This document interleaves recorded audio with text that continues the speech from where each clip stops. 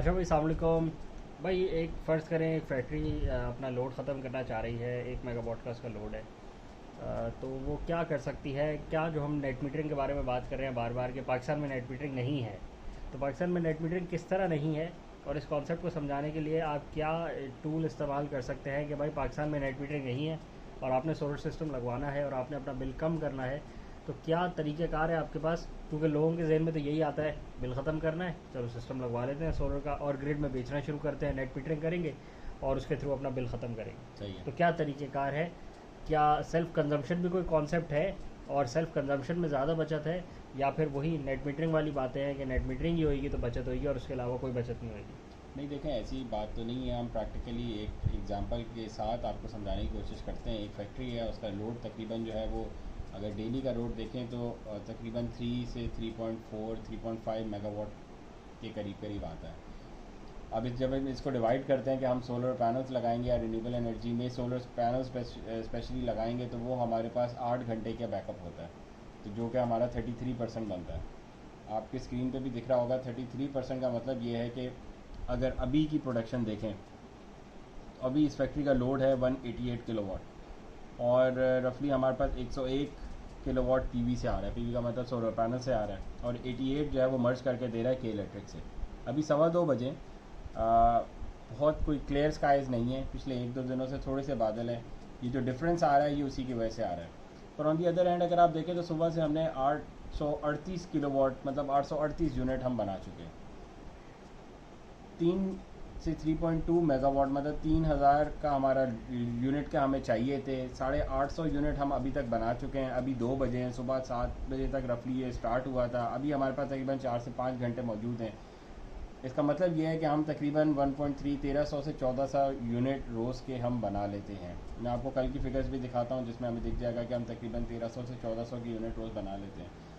3,000 का हमारा लोड है, 1300 यूनिट हम सोलर से डायरेक्टली बना लेते हैं, हम टोटल ऑफसेट कर देते हैं। अच्छा, एक दिन ज़रा इस सोलर को बंद करें तो होगा ये कि जो 1300 यूनिट हमने आज सोलर से फ्री में बनाए, तो वो के इलेक्ट्रिक कितने का देगी हमें? वो लिखती जो है वो तो 32 रुपये या 34 रुपये का देती है कि मैं ऑफ पीक यूनिट आपको 34 रुपये का दे रही हूँ, पर जब उसमें टैक्सेस लगते हैं तो वो हमें तकरीबन 53 से 58 रुपीज़ के पड़ते हैं इंडस्ट्री में, और कमर्शियल में तो वो 80 रुपीज़ प्लस पे चले जाते बहुत हैं। सारी इंडस्ट्री में तो उससे भी ज़्यादा है। इंडस्ट्री में भी 55 रुपीज़ से लेके 95 और 108 रुपये, 110 रुपये, 115 रुपये भी लग के आ रहे हैं। और फिर बहुत सारी लोकेशन है जहाँ पे डायरेक्टली वापडा या के इलेक्ट्रिक नहीं दे रही होती, कोई इंटरमीडियरी बिजली दे रहा होता है, तो वो तो फिर एक अलग चैप्टर है पूरा। वो तो 140 रुपये प्लस भी हमने सुना है बहुत सारे एरियाज़ में लग रहा है। इंडस्ट्री की बात कर रहे हैं। तो जब हमने ऑफसेट किए सुबह के 8 घंटे या 33% जो हमारी रिक्वायरमेंट थी, तो हमने वो 100 रुपये या 56 रुपीज़ जो मैक्सिमम यूनिट हमें लग के आना था विद टैक्सेस, हमने वो वाला ऑफसेट किया। हमने वो बेसिक यूनिट का रेट ऑफसेट नहीं किया, क्योंकि उस पर हमें टैक्सेस भी लगने थे। तो जो हमें फ़ायदा हुआ वो 100 रुपये पर यूनिट का हुआ। जब आप उस पर कैलकुलेशन करते हैं तो आपको सही पता चलता है कि आपकी बचत कितनी हो रही है, क्योंकि जितने आप कम यूनिट यूज़ करेंगे आपको उतना कम टैक्स लगेगा और उतना आपका बिजली का बिल कम आएगा। तो पहली बात तो ये कि 33% 34% आपको यहाँ पे दिख भी रहा होगा। ये कंजम्पशन आ रही है फ्रॉम पीवी। 42% आज का रेट चल रहा है। अगर हम इसको कल पे जाएंगे तो ये आपका 33 34 देखें, 34%। कल हमने पीवी से अपना जो लोड था वो ख़त्म कर लिया। ये कहने का मकसद है कि पूरे दिन में 24 घंटे में जो कंजम्पशन थी, अगर वो 1,000 यूनिट की थी, तो उसमें से 33% सोलर ने बना दिया। सोलर ने कब बनाया? दिन दिन में बना दिया जब सूरज मौजूद था। और उसके अलावा जो नॉन सनलाइट आवर से उसमें जितनी भी कंजम्पशन थी वो 67% की थी। तो पहले जो बिल आपका 1 लाख का आता था वो उसमें से 33% उड़ जाएगा। अब अगर आपका बिल 1 करोड़ का आता तो उसमें से भी 33% उड़ जाएगा। जो भी और फिगर इस है आपकी पूरे सिस्टम में कोई बैटरी का इस्तेमाल नहीं है, अभी कोई तक। एनर्जी स्टोरेज का इस्तेमाल अभी नहीं है। ये तो बिल्कुल रियल टाइम वाला सिस्टम है। और सबसे बड़ी बात, इस सिस्टम में नेट मीटरिंग का भी इस्तेमाल नहीं है। जो एक कॉन्सेप्ट यहाँ पे है कि नेट मीटरिंग के बगैर सिस्टम नहीं चलता, और नेट मीटरिंग के बगैर तो जी बचत ही नहीं है सिस्टम में। हेडलाइन होती है ऊपर, नेट मीटरिंग के बगैर बचत नहीं है। अब आगे नीचे डिस्कस करते हैं नेट मीटरिंग के साथ बचत कैसे है। तो ये नेट मीटरिंग के बगैर सिस्टम्स की बात हो रही है। ऑन ग्रिड सिस्टम है, हाइब्रिड भी नहीं है अभी। और ऑन ग्रिड सिस्टम्स में ही सेल्फ कंजम्पशन बेस्ड सिस्टम है। सबसे बड़ी बात यह है कि सिस्टम डिज़ाइन हुआ है लोड के अकॉर्डिंगली। सिस्टम जब आप लोड के अकॉर्डिंगली डिज़ाइन करेंगे तो वो आपको मैक्सिमम बेनिफिट देगा सेल्फ कंजम्पशन की बेसिस पे ही।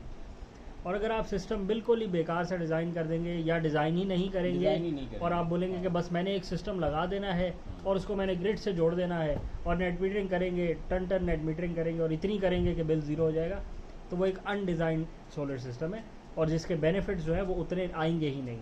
और फिर जब भी ग्रिड में कोई वेरिएशन आएगी, टैरिफ में वेरिएशन आए या कोई और वेरिएशन आए, तो आपका सिस्टम यूँ अफेक्ट हो जाएगा क्योंकि आपने सिस्टम पे डिज़ाइन पे वर्क ही नहीं किया और वो सिस्टम इंडिपेंडेंटली आपको कुछ बचा के ही नहीं दे सकता। वो वाला सिस्टम जो नेट मीटरिंग से जुड़ा हुआ है उसका बचाना तब तक फीजेबल है जब तक ग्रिड आपको इंसेंटिव दे रही है। जिस दिन ग्रिड ने टैरिफ चेंज किया नेट मीटरिंग का, आप बैठे देखते रहेंगे। On the other and self consumption वाला सिस्टम, कंजम्पशन तो हमेशा है ही ना आपकी।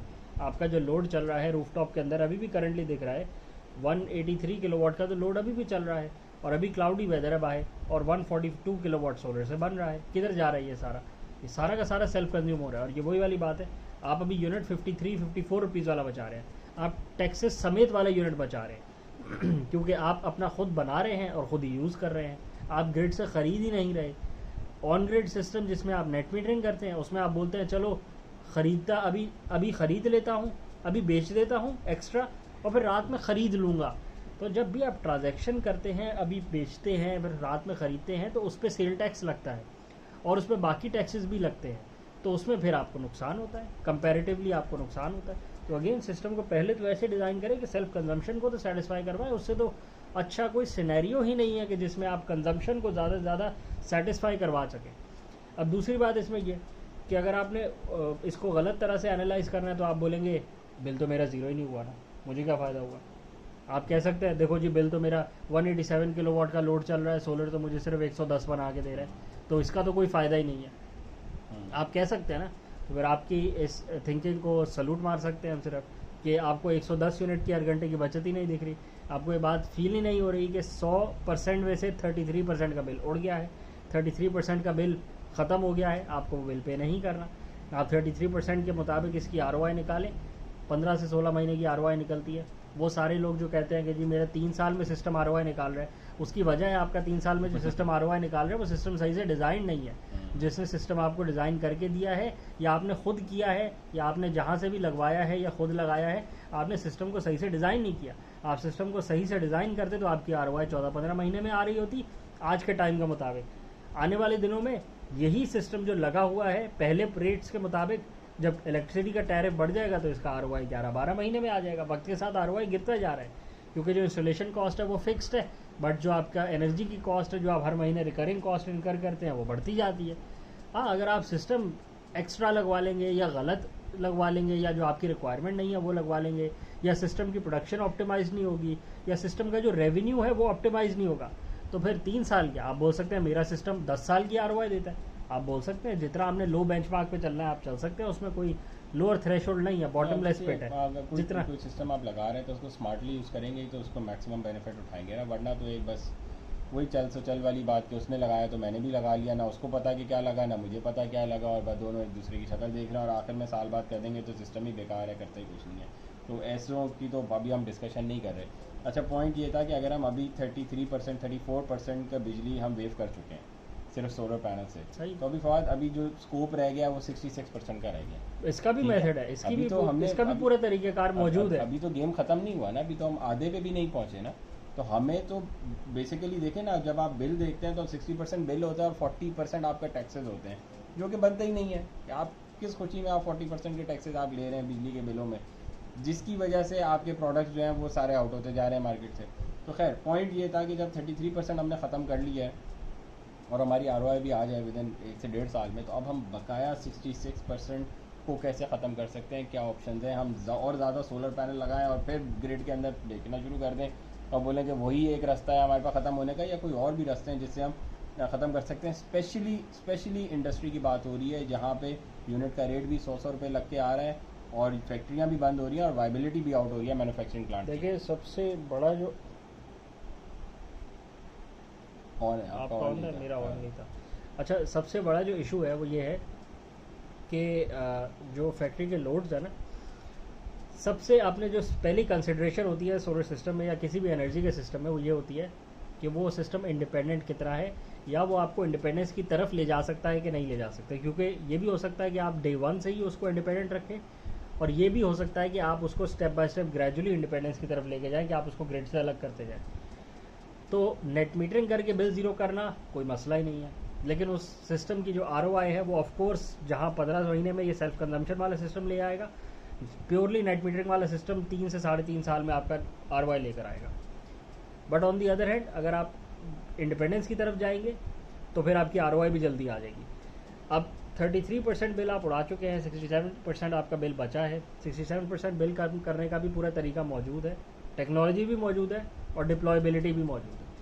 और कोई दुनिया में हो रही है, दुनिया में हो रही है, दुनिया में हो रही है। हमारे यहाँ तो ये एक्सेप्टेंस ही नहीं है कि सोलर सिस्टम नेट मीटरिंग के बगैर चलता है। तो हमने तो शाम की क्या बात कर रही है, हम तो जब सूरज मौजूद होता है और जब वो मैक्सिमम प्रोडक्शन दे रहा होता है without a lot of cost, हम उसी वक्त ग्रिड के साथ जुड़ के बैठ जाते हैं कि हम खुद नहीं यूज़ करेंगे, हम ग्रिड को बेच देंगे सारी, और फिर ग्रिड से टैक्सेशन के मामला में फंस के बोलेंगे कि सिस्टम बेकार है। तो ये तो हमारे हालात हैं। जबकि आपके पास एनर्जी स्टोरेज बैंक्स भी मौजूद है और भी 10 लाख किस्म के मेथड्स मौजूद है, लेकिन आप पहले एनर्जी कंजम्पशन पे तो आए, सेल्फ कंजम्पशन कर ले मैक्सिमम, उससे 33% अचीव कर ले दिन की अपनी ऑफसेट।